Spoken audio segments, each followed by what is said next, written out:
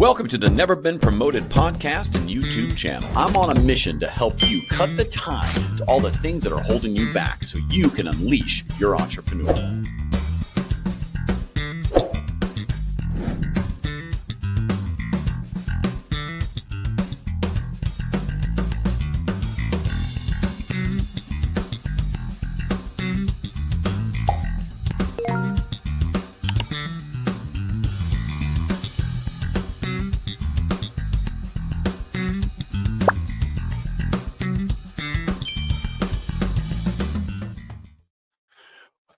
Welcome to Never Been Promoted. Running back from getting a coffee. I just made that. If you're listening to this, watching this, just know that I was not in the room 4 seconds ago, and here I am in front of the camera. That's amazing.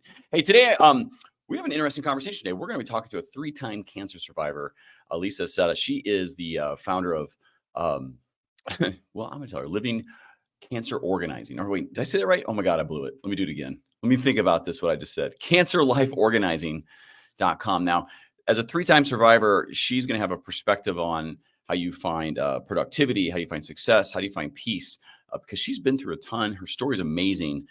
And, you know, I say this, I don't know who actually said this, but I repeat this quote quite often is, you know, a person with their health has a million dreams. And when you don't have your health, you have only but one.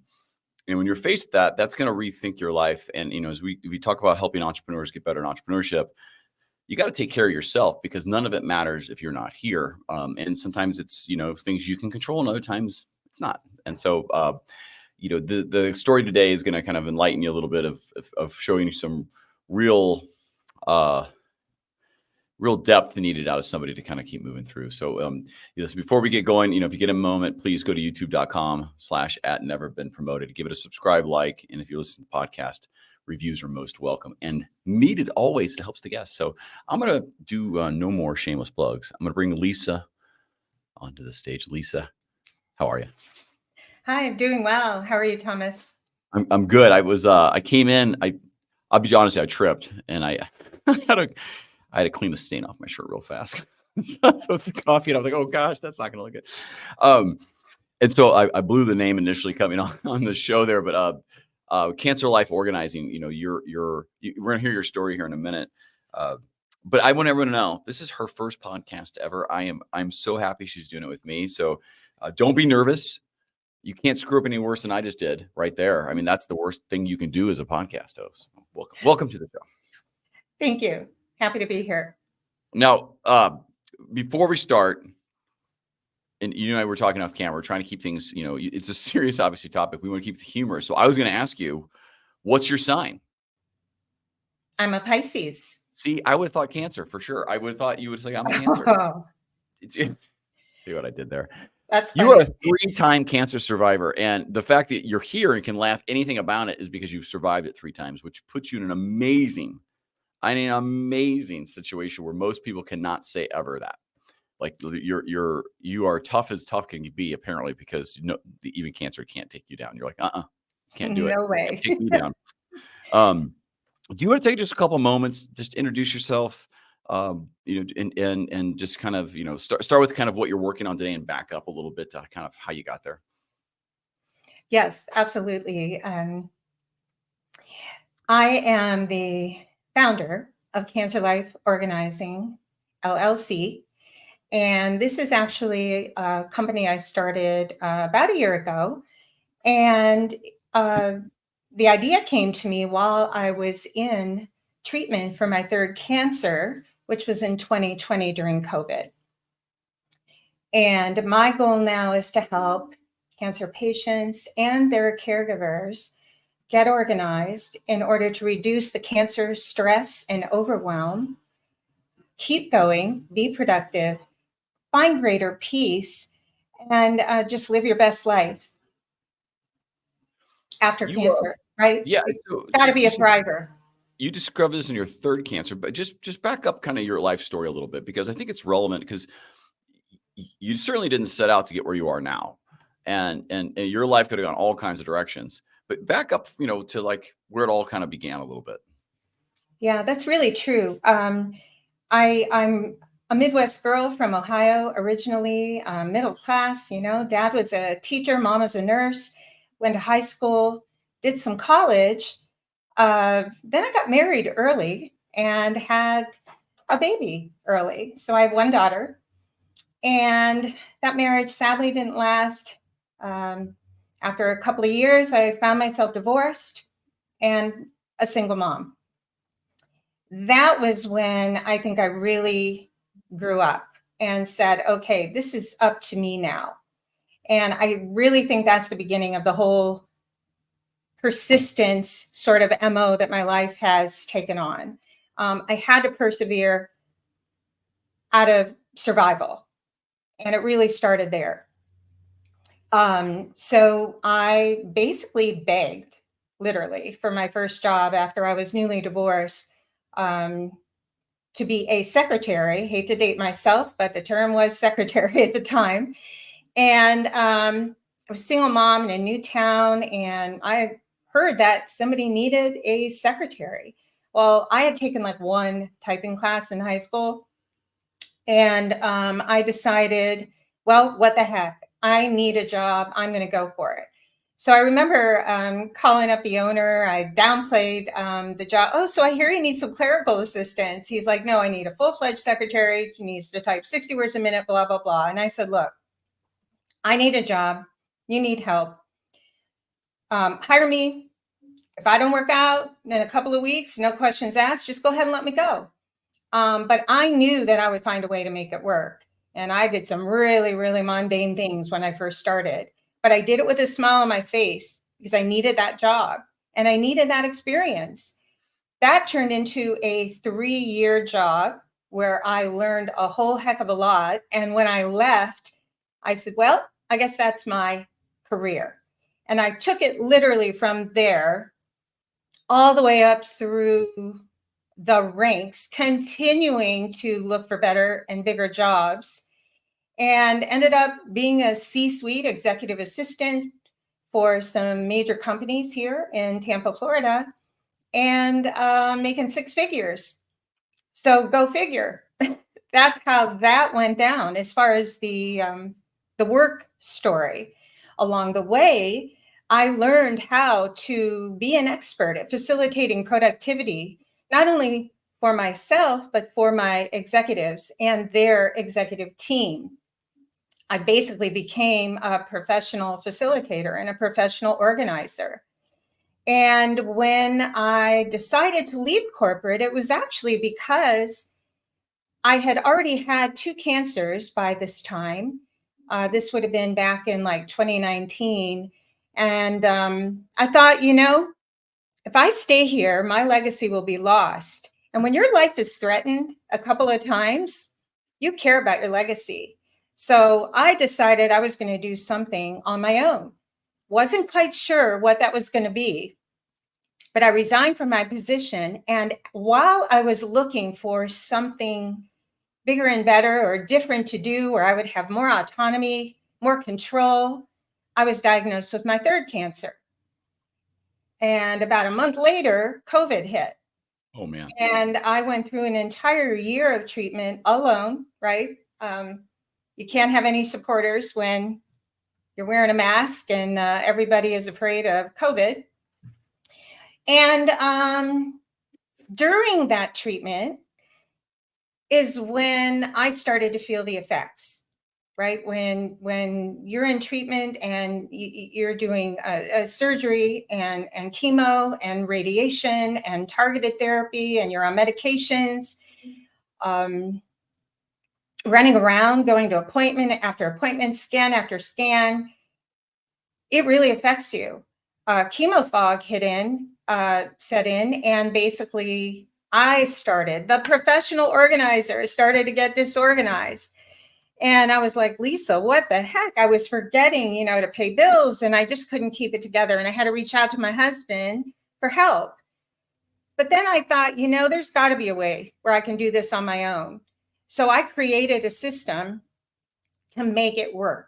Okay. And I started to take back control, and I started to be more productive, to the point where I decided I'm going to start a business, and I am going to help others with my system. Because why shouldn't I share that if it can make cancer life easier? And that kind of takes us full circle, Thomas. And so you're one of the things, your problems you're solving is when somebody gets out of, they beat cancer, or is it after the treatment? Are you describing the fog and the overwhelmness of just that experience just so disrupts your life, it's hard for them to kind of get reorganized and get back into it? Is that what That's typically happens? absolutely true. And it's like I didn't really understand what fatigue was until I experienced it. It's not like, you didn't get enough sleep the night before. I mean, it really takes you out to the point where you're dragging, you can't think, you need to rest. Well, a lot of people that are going through cancer treatment are trying to work. They're trying to raise a family. Yeah. There are things that they need to do, and it's very hard to go from being a productive person to kind of that place. And then, yes, the chemo fog kind of hits. You have a lack of focus, a lack of concentration. You have memory loss, and you actually find yourself what I call in the cancer bubble, where it's almost impossible to think about or do anything else but cancer. But there's a whole other life out there. And I didn't want to stay stuck in that cancer bubble. I wanted to burst through it and start living life, even though I was feeling this way. Do you feel I like found most that of the the key to people? it was organization. And sorry, I interrupted I'm there. sorry. No, Yeah. do you find that a lot of the people that you work with and have met who have gone through this have that feel that they need to break out of the bubble but just can't? Yes. Yes, And in the absolutely. services you're doing with the Cancer Life organizing, you have an organizer, which is like a workbook, if you will, or some kind of packets that help them work through it. Are you coaching them as well through that, and like a one-on-one? Or are you doing it, helping them do that for them? Like, tell me kind of how your role enables them to bust through that bubble. Right, absolutely. Well, especially when you're newly diagnosed, you really don't know what's coming at you. Somebody like me who's been through it knows what's coming. And my Cancer Life organizer was actually put together knowing the steps, right, that someone will be going through. So everything that you need to kind of keep yourself together is included with the organizer. You have a notebook, you have a planner, you have pre-labeled tabs and sheet protectors where you can put all of your paperwork in, because even though we try to be a paperless society today, I can tell you that hospitals, insurance companies, they inundate you with all kinds of paper. And what happens is it's hard to deal with. But if you have a place to put that paper and be able to access it easily, and not only yourself, but your caregiver, then you're able to kind of just keep going. I mean, we get, there's blood work and prescriptions and all kinds of things. So this organizer puts it all together. And it comes also with a file system so that once you take things out of the organizer, you're still not lost, right? Paperwork you don't need goes right into pre-labeled file folders for your file system.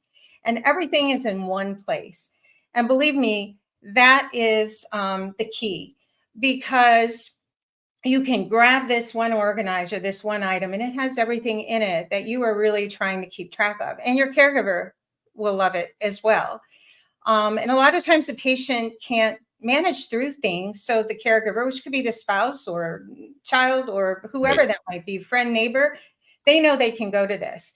Now, I'm a digital kind of gal as well. So I'm going to back this up because I do with digital. So I'm gonna have you put reminders in your phone to kind of keep you through your day. I'll probably do a wall calendar with you, a planner.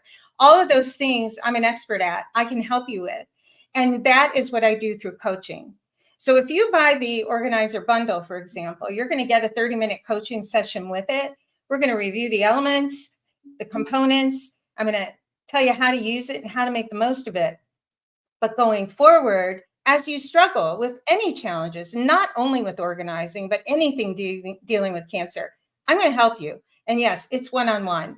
And that is probably the thing that I love to do the best. So the Yeah. organizer is the tool and the coaching is really the mission. Because when I get on a conversation, which would be a virtual conversation, um, that's when I feel like I make the biggest difference.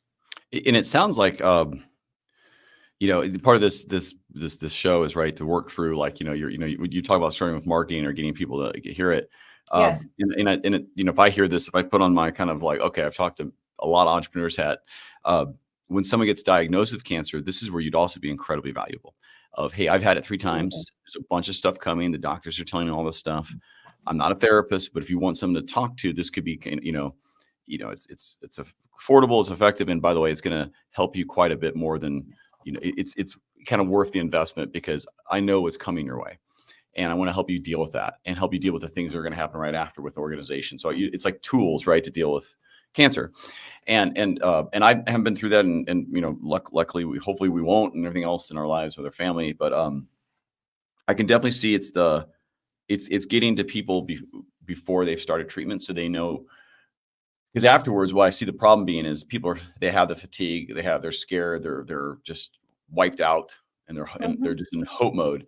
The last thing they're going to care about is organizing, right? They're going to be like, I know I need to, but all I really need to do right now is live and survive. So none of that shit matters. But catching them on the head aside from a help standpoint might be a good way, because off camera, I should probably tell you, we were talking about her challenges is marketing and getting in front of people. And so I think that's where you're going to probably have more impact, is if you've helped them prior to going in and it really helped them. And then they could be like, hey, I need help now with this. What do I do? Because now they're on, because you catch them a little earlier. So you've already established the trust, why they had the energy, and they got that might be the bigger benefit, right? It's just knowing what's coming.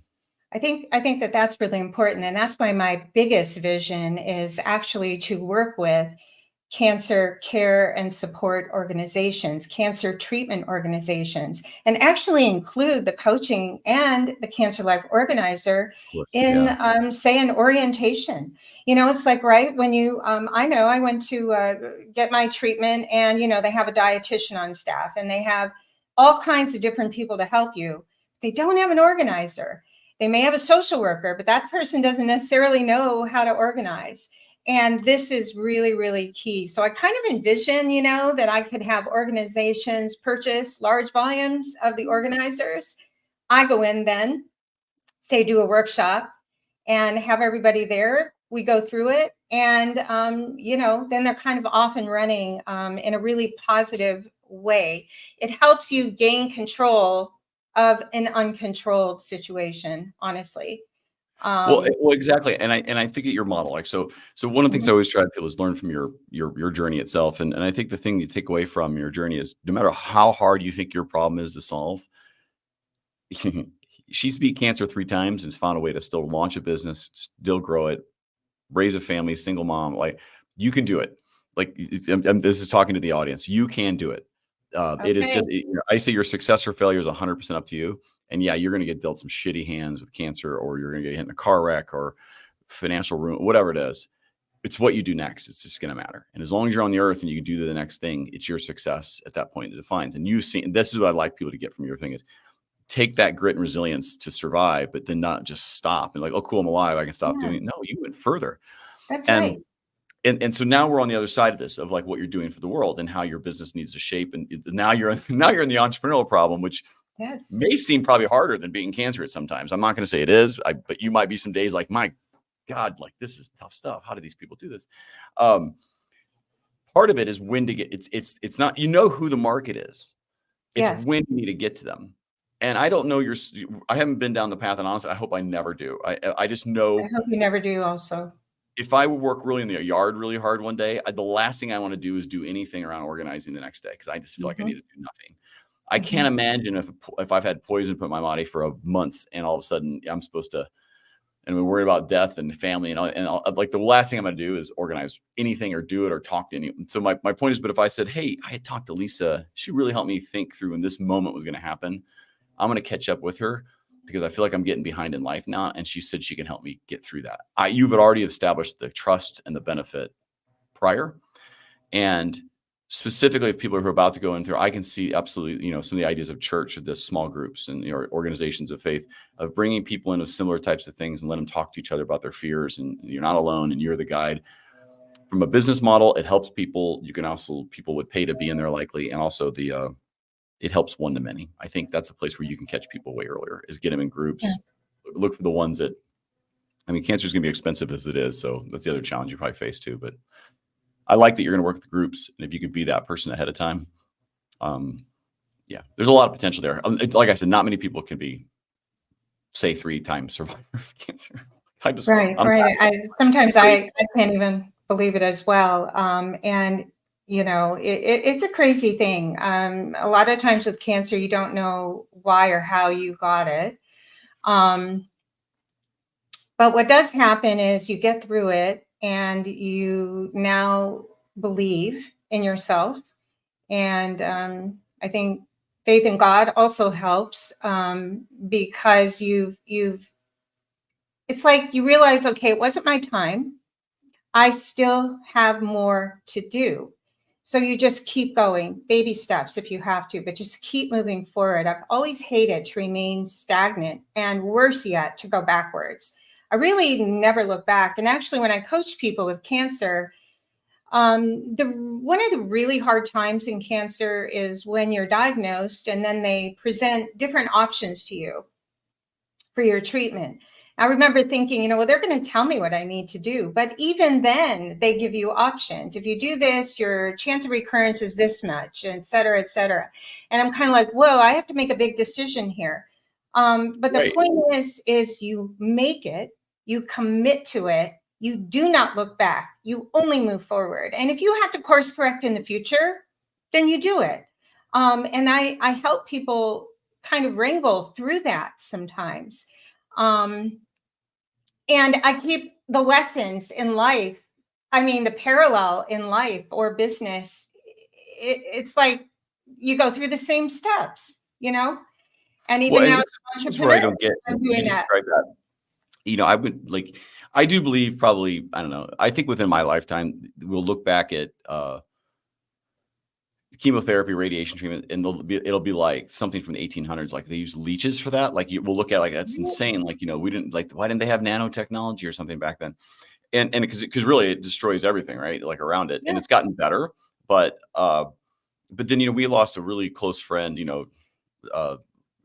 not recently to this. And, a year prior, she was fine. Mm-hmm. And it's like how fast my best friend, got a call in March and, May he's gone. Right. So, it's hit some people around us, and one elected to try the chemo, and others said no, it's too hard, and I'm going to enjoy the days because they were just too far. So I'm not even sure what options you have except that. We don't have to dive into that, but I didn't even know that was a thing. So there's an example, like you have options, and you're like, I don't know, like, how am I supposed to know this? You're the doctor. Like, tell me what we're supposed to do. Exactly. I'm surprised to hear that. Actually, I'm surprised they give you like an option of care. I'm sure do nothing or do this would be my two things I think they'd say. Right. And no cancer is the same. And there are so many factors involved with your current health, there's all kinds of things. And each person makes their own decision about what they're going to do, what they feel comfortable with. And that is so important, because you have to choose the thing that you're going to be able to do and that makes the most sense to you. And then you just go for it.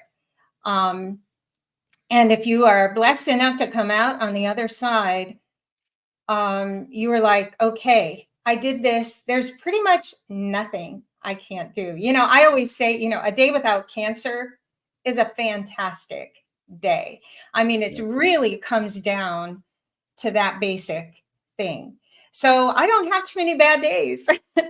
I wake up grateful and I go through the day. I don't sweat the small stuff. Whatever I can accomplish, I'm going to be happy with. And that's a really big part of it too. After cancer, it doesn't stop. A lot of people think that, after treatment is done and you're good to go, you're back to normal. Well, there's a transition back to work, back to the family, back to whatever it is that you're doing, back to the new normal, they call it, right? And that's important. You have to stay organized in order to do that. And you have to sometimes lower your expectations just a bit. I kind of get to the point of, what do I have to do today? And back to my organizing, right? I always say you should never have a list of more than 10 things to do in any given day. And if you can go to your top 3, I even have a little pad, top 3. If you even accomplish 1 or 2 of those, you got to feel proud of yourself. And you just move the other stuff to the next day, and you wake up and you keep on keeping on. I think you said so. I keep a list about 20 things relative to business that I do. You can do a list for anything, but specifically, I think this is good advice. And I would say top 3. I would say just focus on the top 1 and just work on it until it's done. And if it's something that can't be accomplished in a day or a week, just do whatever you can toward it until it's done. If it's really the top, and I'm talking about not like unload the dishes and like just do that stuff. Like you should, if you can't remember, then fine, do your daily tasks they have to do. But like the bigger things, like read a book or go for a walk and or lose 30 pounds or whatever it is, like start chipping away at that with a task. And I cannot agree with you more that someone who hates process, hates schedules, I absolutely fall apart if I get out of them, if I get out of my routines. Right. We always go, not even flying off, they take out other cars on the way. Like that's how bad it gets. I don't wreck my own car. I wreck everything around it. True. And you described something there. You don't sweat the small stuff. I have to guess because I think you're probably keen on stress. Like that's, the cortisol and the things that you get released in your body and you crazy, all this kind of anxiousness. It cannot do anything except make a bad situation even worse or start a bad situation. And maybe I'd like to hear what I'd love to do for people who are maybe have just gotten a diagnosis.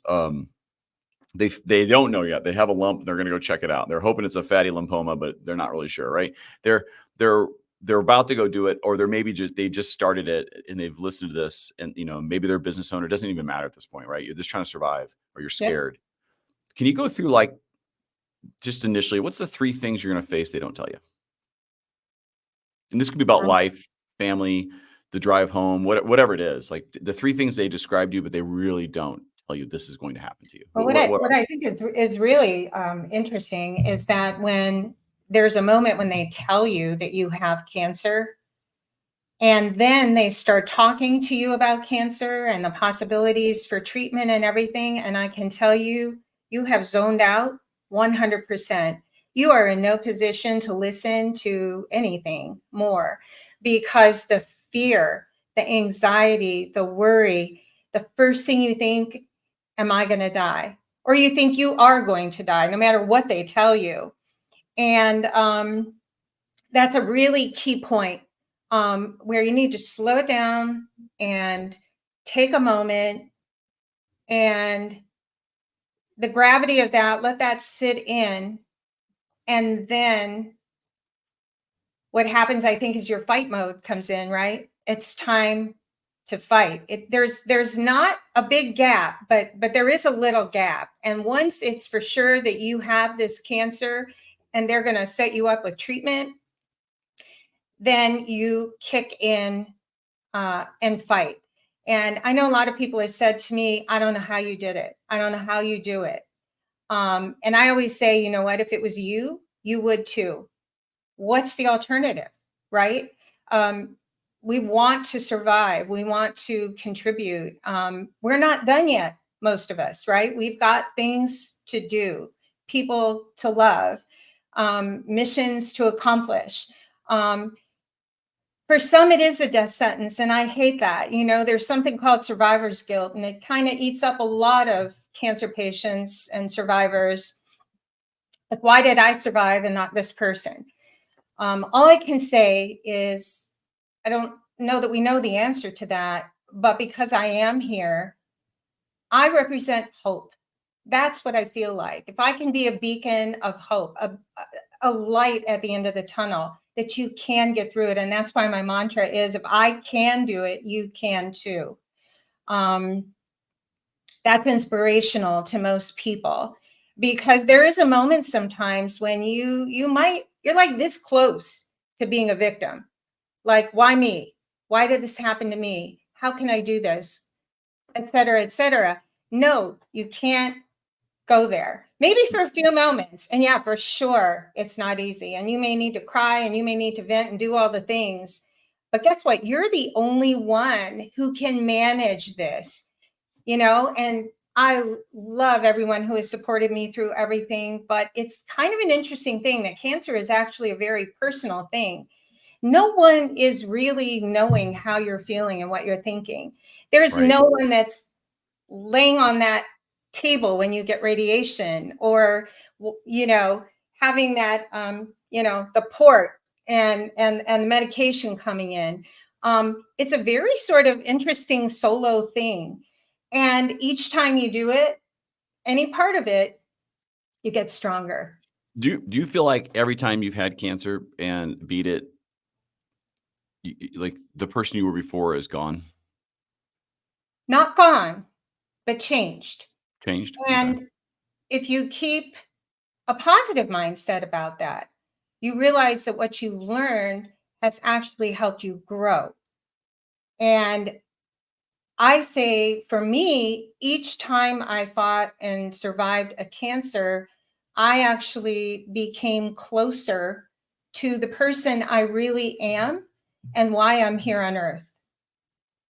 I mean, I think that's clear, and I think you hit what I was kind of leading the witness to a little was the mindset, and the fact that you stay positive mindset. I'd have to guess that's been with you, just how you described your life. That you've had moments of down, but like what's that going to do? If you don't have a positive mindset, I'd have to guess that this makes this journey way harder. And I'm sure you've met people along the way that just are defeated with it. Yes. I'm not, I can't make a judgment because I don't have that. And nor honestly, I don't ever want to know the pain or experience. I don't want to ever know the experience. I don't. But the fact that you've kept that positive attitude, I think attitude is not a mindset. It's not an attitude. It's like a way of being is I think the differentiator. And I think if that's the one thing in your coaching, and I'm sure it's present, omnipresent through everything you've done, because anybody can organize. The truth is, if you can't do it with the right mindset, you won't do it.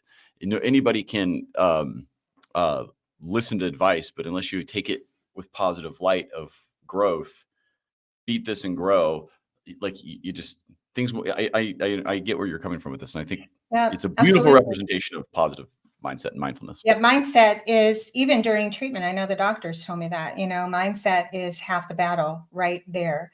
Fighting cancer is as much of an emotional disease as it is the physical. And I used to, do all kinds of little tips and tricks, to get me through. I was doing countdowns. I used to have this little go with the glow thing. A lot of times people just, you don't feel good. You roll out of bed and you just head to the hospital, and it's like, now I'm going to take an extra second and maybe put, some sparkly sandals on, or a little bit of lipstick or something, because through treatment, especially women, you're losing a lot of yourself, even physically. You lose your hair. I lost my hair. You lose, and when you lose hair, by the way, such an interesting thing, you also lose your eyebrows and your eyelashes. To be fair, that happened to my wife. She already has Yeah, hers drawn, and she takes something and like they grow. I yeah. would tell my wife she'd be a beautiful bald person. I'm I mean, sorry. I told my wife I hope she doesn't ever get cancer, of course, but I was like, you would be a beautiful bald person, like my Yeah, wife would be like, she has a good like pearly shaped head. yeah. There I you look go. like Frankenstein of all the scars and things I have in my head. They'd be like, dude, that guy has been through a windshield, and the answer is yes. I've touched one, but anyway, Yeah, see, that's a positive mindset, and it it is. does happen. I used to, I just wore headscarves and stuff, and I didn't have any hair. It kind of just like channeled my inner hippie chick. I would And have put on a mohawk wig and be like, I'm owning it. oh, Let's go yeah. with it. Well, and there are wigs, and there's all kinds of things. You gotta try to keep that sense of Yeah. self, right, as you go through this. What You can't let cancer take that away from you. what's something that people try to do that's helpful that's absolutely not helpful? It's absolutely not helpful. It's something that people try to do. Maybe it's like, "Hey, I'm so sorry." They say something or they try to do something Oh, that they think they're being helpful, but you're like, "This is actually not helpful. It's just in the way or even I don't say harmful, but it's just I don't know. It's not helpful." What well, would be something they think they're being helpful, they shouldn't do because it doesn't actually help? right. It's really hard. When someone that you know or love has been diagnosed with cancer, and you want to do something to help them, or say something, you don't know what to say or do. What I found is the best way to help, because a lot of people say, if there's anything I can do, let me know, I'm here for you, that kind of thing. And we appreciate that 100%. But what we really need is specific help. And it's hard when you're an independent, competent person, right? Or you were, right? To ask for help. And so it makes it so much easier if someone says, can I bring over a meal for you? Can I get Or your groceries? Can I clean the family? house? Specific Something. things, Yeah. specific things. How about if I help, clean the house, once a week for you while you're going through this, or bring lunch to you, or let's have coffee, or, just something you want to feel and live normally, but it's hard to do. And others around you don't know how to help you with that. So just something specific. What can And I do actually for follow you? through. And actually And follow follow through. through for sure. Yes. Because we'll be counting on you. Yeah. You said you're going to be here cleaning. You're not here. Yeah. I wasn't going to do it. That's okay. So listen, this time of the show, I tend to ask, like, who do you want to get a hold of you? And, where do you want them to go? Like, and I'll assume it's cancerlifeorganizing.com, but like, who should get a hold of you and tell them what to do once they go to the cancerlifeorganizing.com? Well, there's the one-on-one scenario where I'm reaching out to cancer patients, survivors, and caregivers that are either newly diagnosed, in treatment, during treatment, survivors who need to transition back to work. And then even after treatment, I started to say before, there's a lot of late effects, medication side effects that keep on keeping on, even though your active treatment is done. And that affects your quality of life. So I want to be able to help coach you through that, but also give you tools to be able to make managing and navigating life a lot easier. So there's that individual. And then there are the medical organizations and support groups and cancer care centers, radiation centers, any of those organizations that deal with cancer patients, because I would love to be a resource for you in order to have the organizers as part of your orientations and just help. Believe me, the organizers, the doctors, right, and the PAs and everybody, they love the organizers. I come in with my organizer. I still have mine. I use it every time I go somewhere. They're like, "You're so organized." I'm like, "This is what I do." Hey, a lot of times they don't have the results that they thought they were going to get faxed to them from another provider. I've got it. So they're like, "Oh, can I make a copy of that?" There you go. So it helps everybody, the actual patient, the caregiver, and the medical professionals who are dealing with those people. Fantastic. And is there a section for loved ones, what they need to be doing in there as well? Well, as far as Like, I'm, hey, I'm actually, like, you know what? Maybe I'll be, add that, be Thomas. specific. Like, listen, if you have people, friends and family, like, hey, Yeah, I'm going through this. Here's, my yeah, absolutely. I to-do mean, list, because like that's a support structure. If they don't know what to do in some kind of methodical way, then they're probably going to fail as well because they don't know. I mean, I wouldn't know what to right. do. And one really useful thing that people can do, honestly, when they don't know what to do, is to give the Cancer Life Organizer to their loved one. That doesn't feel Um, good. That's a starting place. right? Yeah. Absolutely. And I think if you think about your organizer, if you have an element where, um, a sense of connection, right? So Hmm. if the person, hey, listen, I got this for us to help navigate through this. So I can do what I need to do, and there's parts for you to do, so you can kind of get back in a rhythm when you're ready. And throughout the journey, I think that way you have somebody who's not got fog potentially to help drive that. And it might be a caregiver initially, but it might be also then a family member, but maybe to define their role. I don't know how your organizer works, but I think that would be important because then that brings people together, which I think would also help recovery, help uh, positive mind thinking and things like that. It helps everyone kind of get on the same page, literally. Yeah, absolutely. And then, you feel like you kind of have a backup, you feel like, all right, like in my case, my husband, I'm like, oh, he's got me. What I did in addition to this, because I have a whole lot of strategies, I do a wall calendar. So I would put up every single appointment that I had, because I might lose it one day. I might wake up in the morning and think, oh yeah, I've got an 11 o'clock appointment. By 10 o'clock, I may have forgotten that. Just depends on how things are going that day. But my husband was always he could look at the calendar and know where I was supposed to be, what I was doing. Hey, Lisa, remember, you've got, that appointment today, and kind of nudge me to get ready and get out the door. So it's really information that's useful for everyone that's involved with your care. Yeah, it's great. That's, I love what you're doing. I have some ideas for you as well. I can discuss with you. Maybe we can hear some additional stuff. Just but go to cancerlifeorganizing.com if if you're listening, if you're watching right now, it's on the screen. You get hold of Lisa. Just have any questions around that journey that someone or a loved one might be going on. I think a 15, 30-minute call, whatever you offer, kind of just as an initial conversation of how you can coach somebody through that. And honestly, I don't think you need every cancer is different. Every emotion is going to be varying based on your relationship. I think having a coach that can help you go through the nuance of your specific example, like yourself, because you've done it 3 times, you've done it and survived. There's not a lot, like I said, there's a lot of people who are really qualified for that coach who've actually been through it. Now, there's professionals, there's people who've coached the impact side, there's doctors, there's therapists, but most have not been through it actually, where they have felt the pain, they have felt the fear, or they've only maybe experienced it empathetically. And this will be, I think it's a different kind of coach. One you can't exactly go to school for. So right, exactly. And I do want to stress this is non-medical. I'm not a qualified person at all, except for the fact that I've been through the experience. And I will tell you that cancer patients get each other, and it doesn't matter what kind of cancer you've had. We actually all kind of go through the same feelings, the same steps, and the conversations are always so valuable.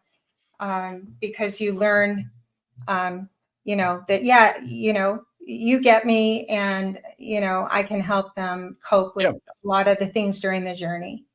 And no one ever makes an excuse to you. Yeah. You don't understand. You go, oh, no. Right. Yeah, I've been there. I've been down that road a couple of times. I've done that a few times. 3 to be exact. And I think part of your humor working. Listen, I just want you to know my sign is not Cancer.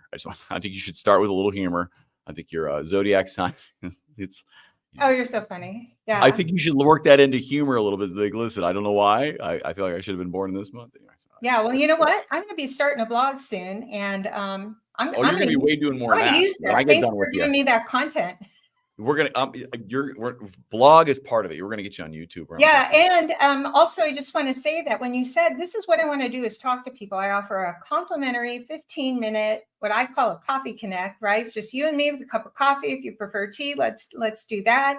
And I even send you a free gift just for talking with me. So you can go on to my website and just book that, and it's completely free. We'll chat about your challenges, and I'm just there to help you. You're not alone. I want you to know that. Awesome. Thank you. Please, thank you so much for coming on today. Oh, thank you so much for having me. I appreciate it. And I'm going to put you in the periwinkle room, which is the color. I think that's periwinkle, but there's no snacks in there, but I'll have you right back on here. But I'm going to say goodbye. All right. All right. Sounds good. Thank you, Lisa, so much for coming on today. Her story is, I would find 30 minutes just to hear her story in a little more detail, because, it's truly amazing, like how she survived and how it's just the positive energy around her, and what she's done and what she's trying to do to help people, families, to get through some of the hardest, which is likely the hardest part of their life. Is noble is the right word, but it's bigger than anything I'm going to accomplish. I'll tell you that in life. So I'm very proud of what she's doing. If this was your first time here, please, just take a moment, guys. Like the podcast. If you can, go to YouTube and subscribe. It really means a lot for the mission to help entrepreneurs get better at entrepreneurship. I want you to cut the ties, everything holding you back. And maybe that's health. Maybe it's financial stress. Maybe it's how you think. Identify something that seems to hold you back, regardless if it's your fault, not your fault. It's something you're going to have to let go so you can go be successful in life, entrepreneurship, and all of it. Till we see you again, get out there. I want you to go unleash your entrepreneur. Thank you for watching.